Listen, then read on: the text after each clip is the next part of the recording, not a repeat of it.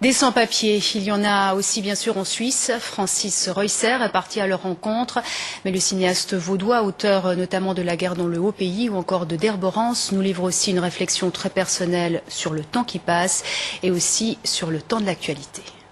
Chère Esther, j'espère que cette cassette vous parviendra à temps, car le correspondant provisoire que je suis n'est contraint à respecter ni horaire ni calendrier. C'est que le temps de l'actualité n'est pas le même à mes yeux que l'horloge mère d'un journal télévisé, le meilleur fût-il.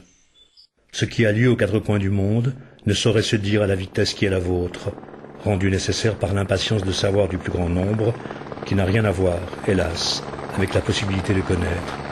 À l'heure où je vous écris ces mots, la Birmanie, le Myanmar, je ne peux l'évoquer que sur un écran noir, ou presque. Les images que l'on nous donne à voir sont celles d'une télévision d'État, asservie à la dictature. Tenez, ça me rappelle Dziga Bertov ou Leni Riefenstahl, travaillant pour Staline ou Hitler. Mais ces cinéastes-là, au moins, avaient un vrai talent.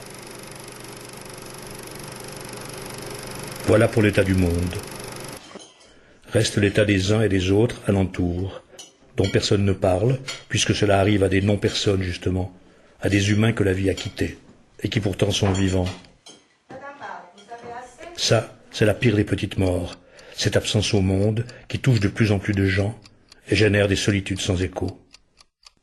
Ce sera donc mon actualité du jour. Celle de Madame B, femme battue, femme sans patrie ni papier, presque aveugle, diabétique, originaire d'un Kosovo jadis en guerre, aujourd'hui indépendant. Elle est seule, personne à qui parler. Elle ne peut ni partir ni rester où elle le voudrait. Le temps pour elle, non plus, ne se déroule pas comme le nôtre. Janvier ou mai, c'est la même chose. Alors vous pensez, le prix du pétrole, la météo, cela compte peu au regard de cette détresse. Croyez que je suis désolé de finir en tristesse, ça n'est pas dans mes habitudes. Recevez malgré tout, chère Esther, en même temps que cette courte séquence de votre correspondant chablaisien, mes salutations fraternelles. Et je vous rappelle, pour ceux qui nous rejoignent, que ce journal est entièrement réalisé par des cinéastes suisses, et cela en raison ce soir de l'ouverture du 61e Festival de Cannes, avec notamment toute fin d'édition la participation exceptionnelle de Jean-Luc Godard.